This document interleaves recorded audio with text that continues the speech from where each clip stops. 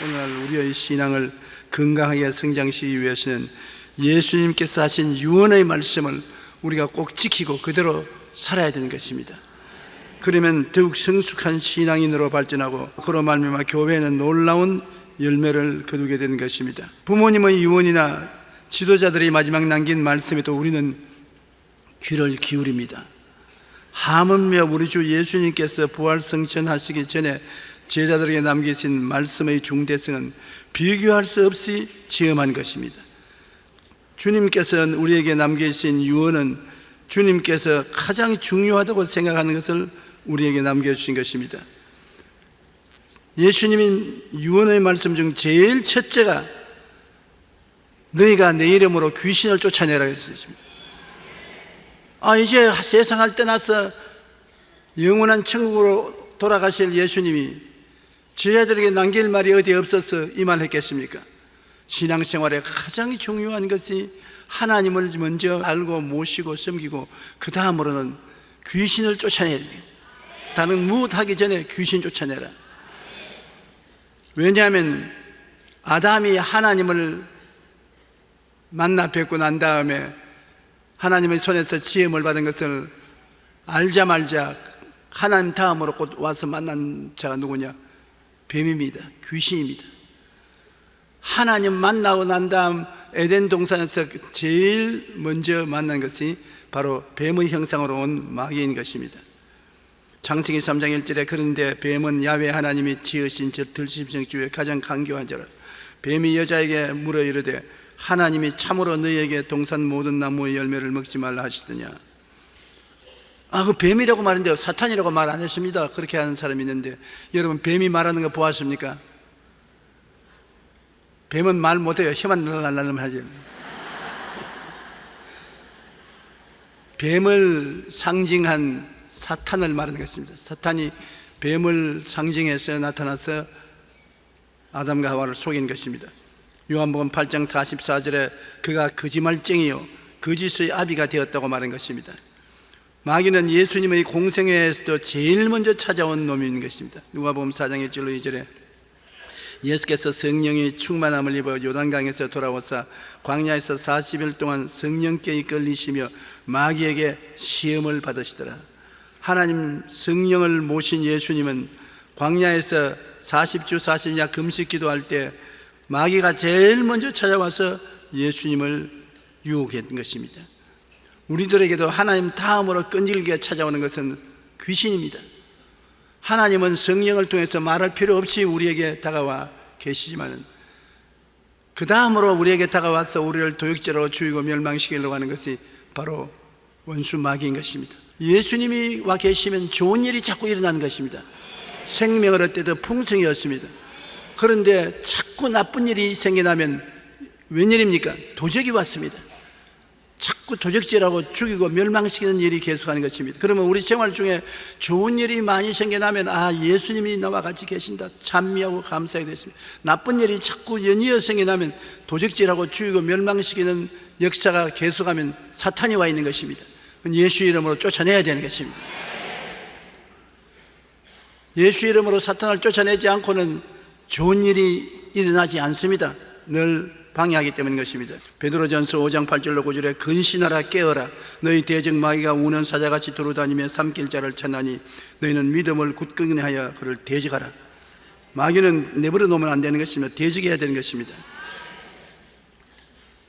예수님이 남기신 유언 중 첫 번째가 내 이름으로 귀신을 쫓아내라. 예수님은 다른 모든 명령을 하시기 전에 귀신을 쫓아내라고 말씀하셨습니다. 왜냐하면 예수님을 믿고 난 다음에도 마귀와 귀신들이 사람들을 도둑질하고 죽이고 멸망시키려 하기 때문인 것입니다. 성경에는 귀신을 악신이라고 했습니다. 타락한 천사인 루시퍼 즉 사탄과 마귀를 따르는 부하들이 바로 귀신인 것입니다. 성경은 귀신이 하는 일을 자세히 가르치고 있습니다. 가만히 한번 들어보세요. 귀신은 사람 속에 들어와서 눈 멀고 말 못하게 하고 마태복음 12장 22절입니다. 간질병을 일으키고 마태복음 17장 15절 18절 정신병을 일으킵니다. 마가복음 5장 15절 또한 귀신은 듣지 못하고 벙어리를 되게 하는 것입니다. 마가복음 9장 25절 자살하게 합니다. 누가복음 8장 33절 배반하게 합니다. 요한복음 6장 70절 거짓말하게 합니다. 요한복음 8장 44절 사람들을 억압합니다. 사도행전 10장 38절 점치게 합니다. 사도행전 16장 16절 죄를 짓게 하는 것입니다. 요한일서 3장 8절 미워하고 싸우고 살인하게 합니다. 요한일서 3장 12절 또한 귀신은 하나님 말씀에 불순종하게 만듭니다.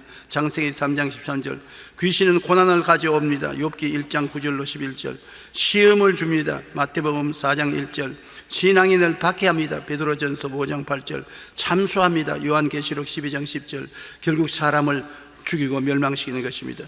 야고보서 4장 7절에 마귀를 대적하라 그리하면 너희를 피하리라. 지금 제가 말씀드린 이런 여러 가지 일을 마귀가 여러분이 하는데 이런 일 중에 한 가지라도 다가오거든 나사렛 예수 이름으로 명하노니 물러가라 명령해야 되는 것입니다. 여러분의 그 명령은 눈에 안 보이지만은 엄청난 힘을 가지고 3차원의 세계와 4차원의 세계를 뒤흔드는 것입니다. 그러므로 말을 해야 되는 것입니다.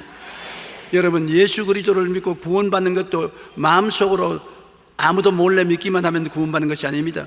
사람들 듣는 앞에서 주는 그리스도시요 살아계신 하나님의 아들이시니이다 입으로 고백할 때 우리는 구원을 받게 되는 것입니다. 그러므로 우리의 입에 말씀을 가지고서 귀신과 대적에 싸워야 되는 것입니다. 성경에는 귀신을 쫓아내는 방법을 말씀하고 있습니다. 다윗이 수금으로 사울 왕의 귀신을 쫓아내었듯이 찬양을 하면 귀신이 쫓겨나갑니다. 부흥하는 교회마다 찬양을 많이 합니다.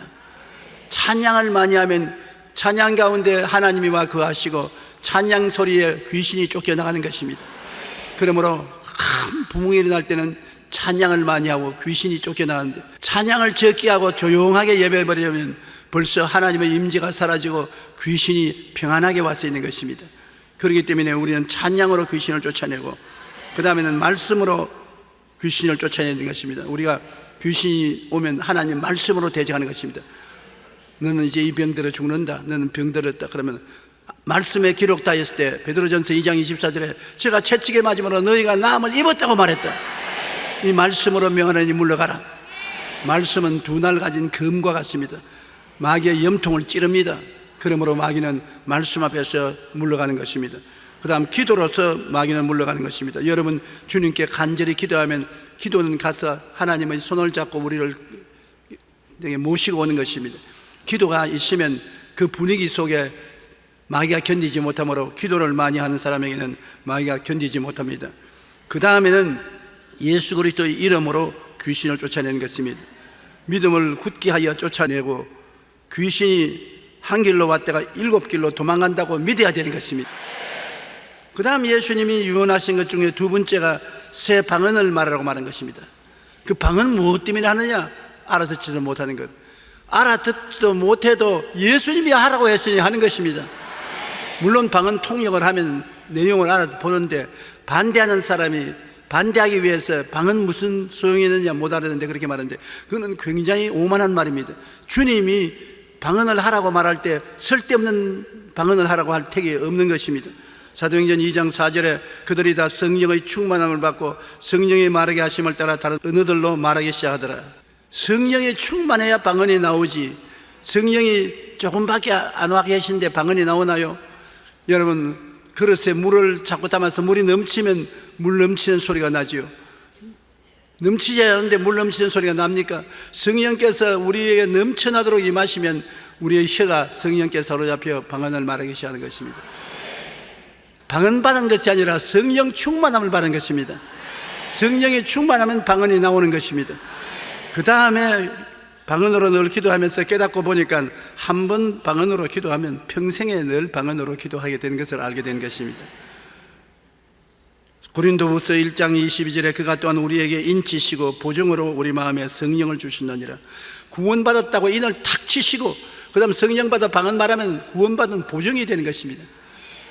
틀림없이 천당 간다는 보증을 방언은 우리에게 해주는 것입니다. 그뿐 아니라 방언을 하면은 마음에 평안해지는 것입니다.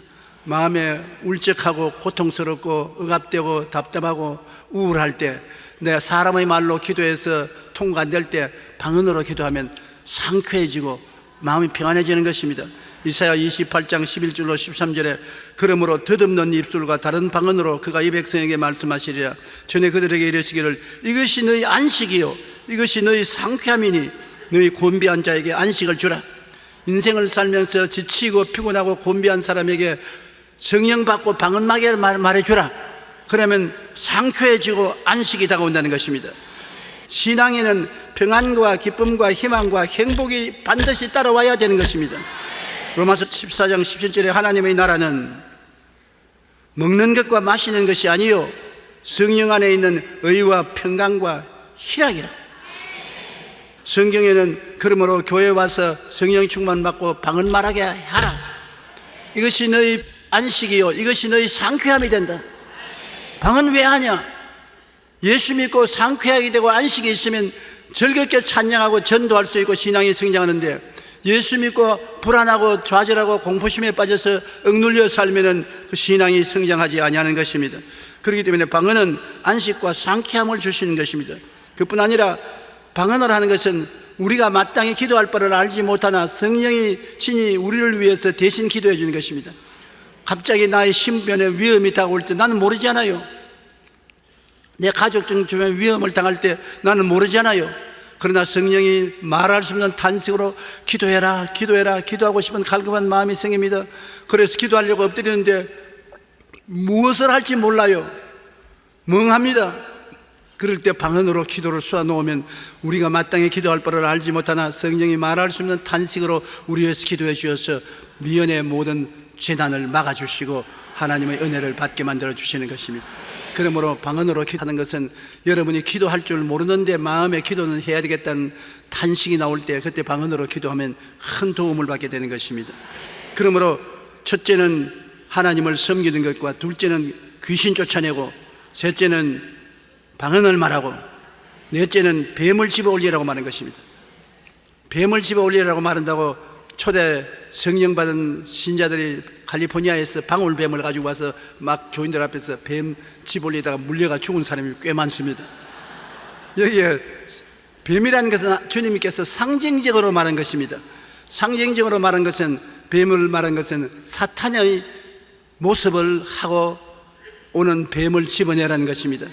즉 다시 말하면 인본주의적 문화, 예술, 학문, 철학 같은 것, 이 세상의 사람들이 다 말하지 않습니까? 민주주의적인, 인본주의적인 정치를 하고 문학을 하고 예술을 하고 학문을 하고 철학을 하는데 그 가운데 하나님은 없습니다. 하나님은 내밀어버리고 세속으로 꽉 들어찬 지혜와 지식과 총명을 말하면 거기에는 아주 아름답게 보이지만은 뱀이 들어있다는 것입니다. 뱀을 집어내라는 것입니다. 속아 넘어가지 말라는 것입니다. 철학자들이 철학적 지식을 통해서 하나님은 안 계시다고 말합니다. 그러면 그것은 뱀이 말하는 것입니다. 그걸 집어내야 되는 것입니다. 그리고 오만과 교만하고 오만해서 자기 머리를 흔들고 어깨를 흔들면서 오는 것은 그 가운데 뱀이 들어앉아서 그렇게 하는 것입니다. 사탄이 들어지는 것이므로 저 사람 지금 마귀에게 잡혀서 행동한다는 것을 깨달아 알고 그 대처를 세워야 되는 것입니다. 욕심과 탐심도 뱀입니다. 자기 분수를 넘어서 욕심을 가지면 뱀이 들어와 있습니다. 마귀가 들어와 있으니 그걸 끄집어내야 되는 것입니다. 주님께서 뱀을 집으라는 것은 분별하는 인생을 살아라는 것입니다. 요한 1서 2장 16절에 보면 세상에 있는 모든 것이 육신의 정욕과 안목의 정욕과 이생의 자랑이니 다 아버지로부터 온 것이 아니요 세상으로부터 온 것이라. 그러므로 세상으로부터 온 것을 우리가 분리해내야 되는 것입니다. 그 다음에 분별력이 있는 삶을 살아야 되는 것입니다. 말씀과 성령의 가르침에 우리는 귀를 기울여야 돼요.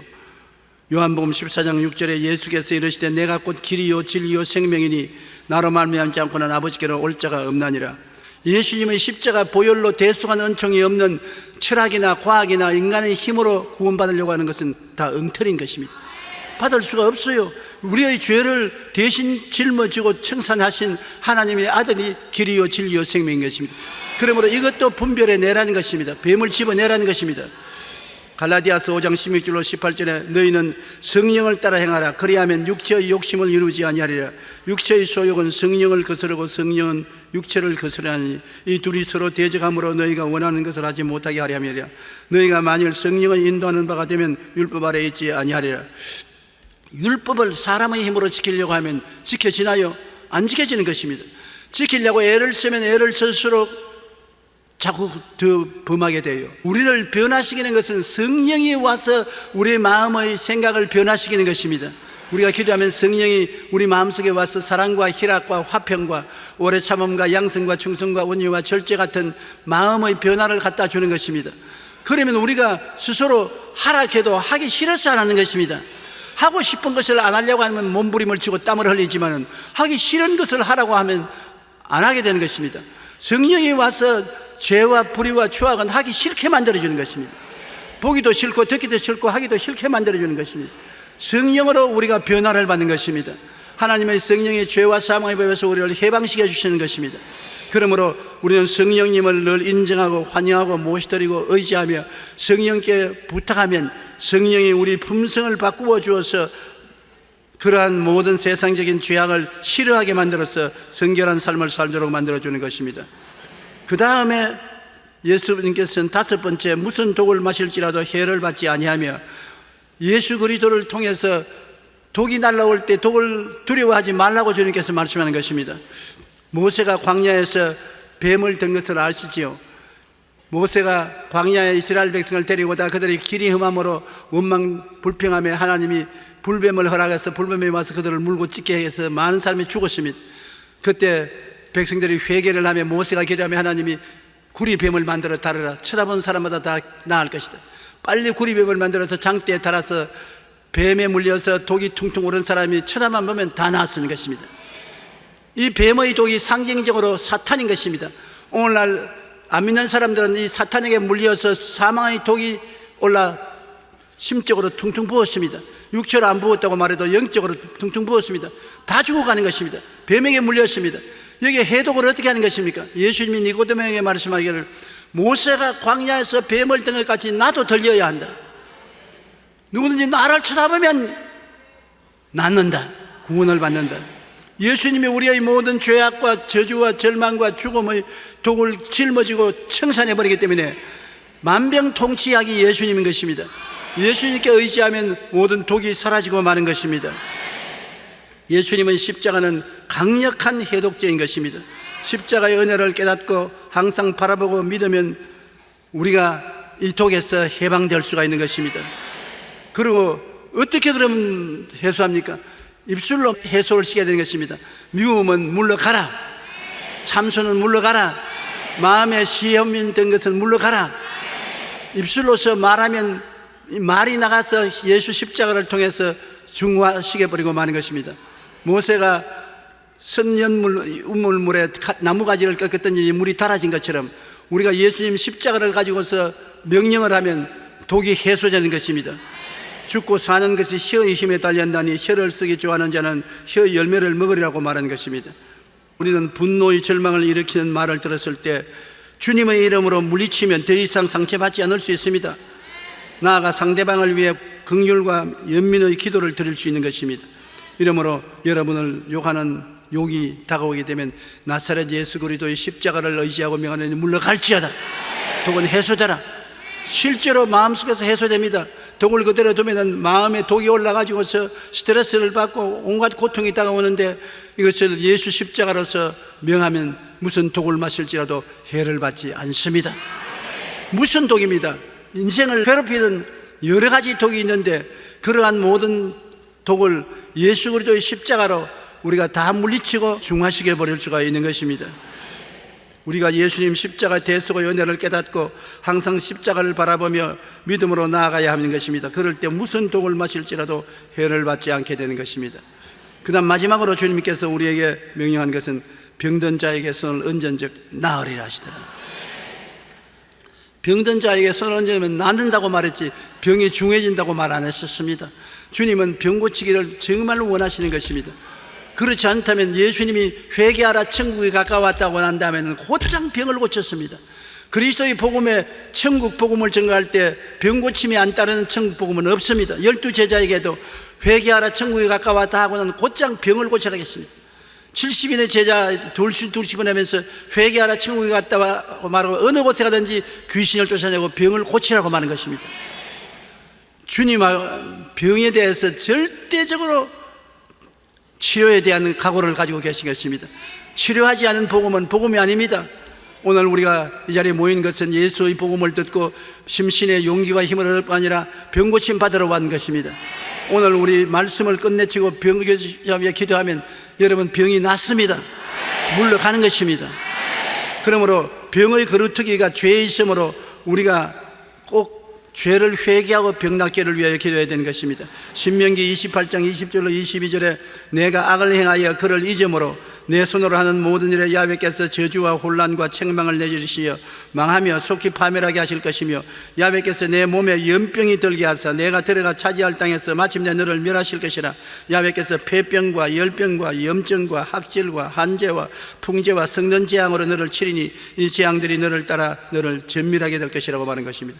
죄가 있으면 죄가 이러한 병을 가져오게 되는 것입니다.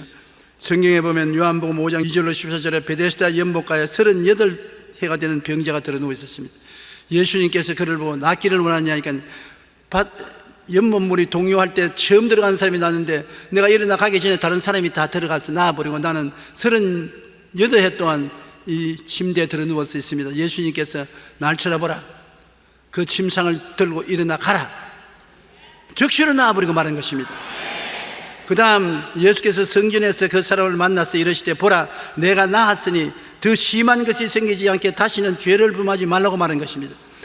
모든 병이 모두 다 죄 때문에 온 것은 아니지만 많은 죄가 대다수 죄의 뿌리를 가지고 있는 것입니다.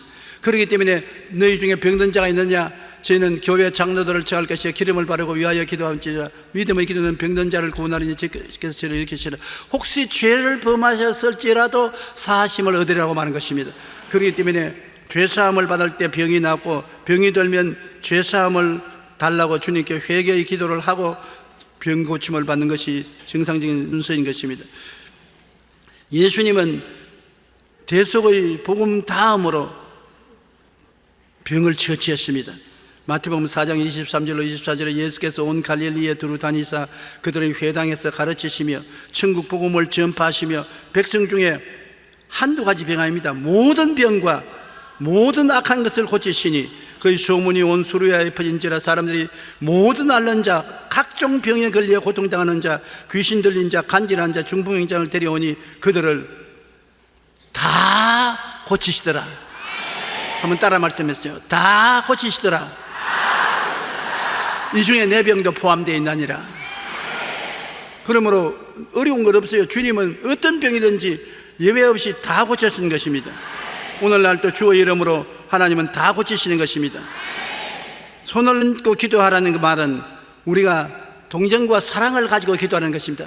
그냥 지나가는 우연한 동기를 가지고서 나을지어다 하지 말고 손을 얹고 기도하는 것은 손이라는 것은 여러분 도와주는 따뜻한 감정을 말하는 것입니다. 정성과 감정을 가지고서 사랑으로 기도해 주라는 것입니다. 빌립보서 4장 6절로 7절에 아무것도 염려하지 말고 다만 모든 일에 기도와 간구로 너희 구할 것을 감사함으로 하나님께 아뢰라. 그러면 모든 지각에 뛰어난 하나님의 평강이 그리스도 예수 안에서 너희 마음과 생각을 지키시리라. 우리가 감사는 끊임없이 해야 되는 것입니다. 어떠한 반찬에도 소금을 섞어야 마시는 것처럼 감사는 소금과 같은 것입니다. 우리가 병자 위한 기도를 하고 난 다음에도 감사 기도를 해야 되고 나를 위해서 다른 문제를 기도해도 감사를 해야 되고 감사로 제사를 드리는 자가 나를 영화롭게 하나니 그 행위를 옳게 하는 자에게 하나님의 구원으로 보이겠다고 말씀하는 것입니다. 감사는 하나님을 영화롭게 만들기 때문에 무엇이든지 하나님께 구하고 난 다음에는 감사를 함께 넣어야 하나님이 기뻐하시고 즐거워하시는 것입니다. 하나님께서는 이 세상을 떠나실 때 우리에게 최후의 명령을 주셨는데 그 최후의 명령을 실천하면은 큰 변화가 다가오는 것입니다. 신앙의 건강과 성장 발전을 위해서 가장 기초적인 대책이 바로 이 말씀 예수님의 마가복음 16장인 것입니다. 마귀는 예수님의 이 말씀을 어찌하든지 등한히 하도록 교회에서 전력을 다하고 있습니다. 우리 예수님의 최후의 명령을 한번 다 같이 외워보십시다. 믿는 자들에게 시작. 믿는 자들에게는 이런 표적이 따르리니 곧 그들이 내 이름으로 귀신을 쫓아내며 새 방언을 말하며 뱀을 집으며 무슨 독을 마실지라도 해를 받지 아니하며 병든 자에게 손을 얹은즉 나으리라. 우리는 주의 말씀을 무조건 믿는 것입니다. 죽었다가 살아난 것 사실이니까 사실을 믿는 것입니다. 성령이 우리에게 감화 감동을 주셔서 믿음을 주셨으므로 그 믿음을 가지고 환경을 바라보지 말고 귀신도 쫓아내시고 방언을 말하시고 모든 일에 마귀가 들어있지 않느냐 분별하여 뱀을 집어내고 독을 마시고 나면은 독을 쫓아내고 십자가의 명령으로 쫓아내고 병은 가는 곳마다 고치십시오. 그러면 주님께서 우리와 같이 역사해 주시는 것입니다.